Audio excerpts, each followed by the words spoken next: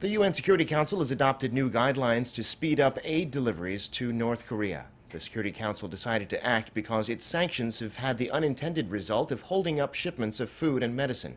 Seung-jae reports. The United Nations say around 10 million people in North Korea need food and other assistance, while about 20% of North Korean children are stunted due to malnutrition. While UN sanctions imposed on North Korea in response to its nuclear and ballistic missile programs exempt the delivery of humanitarian aid, the UN's humanitarian chief Mark Lowcock told UN members following his trip to North Korea last month that one effect of sanctions has been quite substantial delays in the procurement, shipping, and delivery of aid supplies. In response, the Netherlands, which chairs the Security Council Committee monitoring sanctions against North Korea, announced Monday that none of the 15 council members objected to new guidelines aimed at speeding up aid deliveries to the north.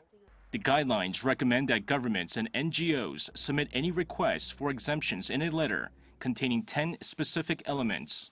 The elements range from providing detailed descriptions and quantities of the items to be imported, to naming all parties involved in the delivery of goods, and showing what measures ensure the aid is used for intended purposes and not diverted for prohibited purposes.